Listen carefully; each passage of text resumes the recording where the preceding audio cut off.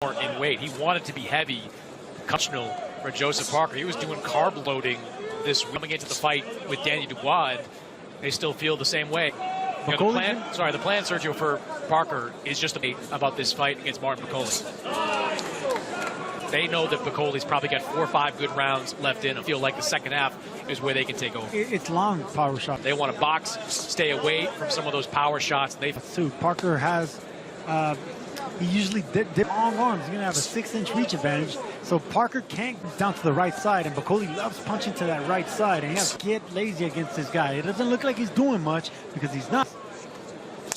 And a sneaky uppercut. He stays in the middle of the ring, but he does have long power, quick punches. Well, as Jared Anderson found out. No, he doesn't step into punches.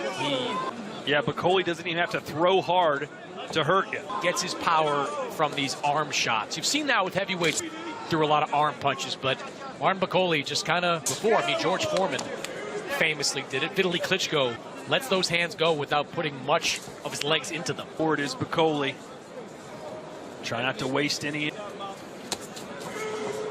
Just inching full energy. Chris, 115 pounds.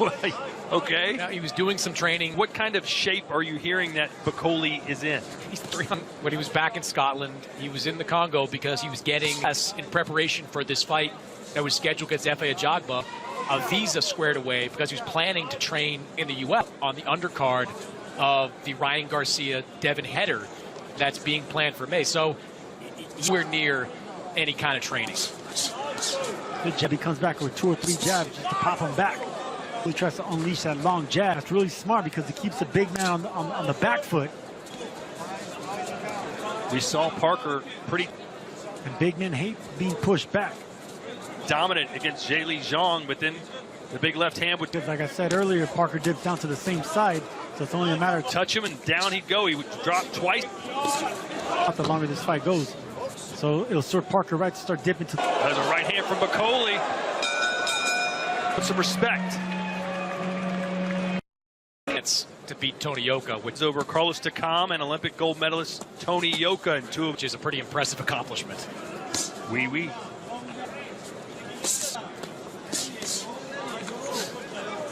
Shot there by Parker going around, stabbed them with a hook to try to land that big right hand. Straight shot, the jab, and they came around with a... Bakole was able to take advantage of the inexperience. Paid the price from there on out. Joseph Parker of Jared Anderson, who got a little bit too reckless in that first round, and his world championship level experience, I don't think he'll make the same mistake. He knows he needs to back this guy up. You can't give things. Parker's really putting some power behind those shots. Bakole, any kind of confidence. Just like Gilles Johnson coming forward, punching down on you. Confidence either. Big men, you don't want Bakole and how much he's able to put on Joseph Parker. To me, couldn't deal with the pressure there. Joe Joyce was in his face all night long, and that is big. You go back to that loss Joseph Parker had to Joe Joyce. He eventually led to a knockout. Martin Bakole doesn't do exactly the same. Now, see, this is going to be the issue. Good body shot there by Bakole. But he does try to walk you down. There's that left uppercut. That's going to be the issue. If Parker is just trying to stay on the angle, you're not going to be able to hide. Some good body shots from the inside. Some fans of the old Mike Tyson punch-out game. One punch on you, you would go down. But he didn't move. But no, remember King Hippo?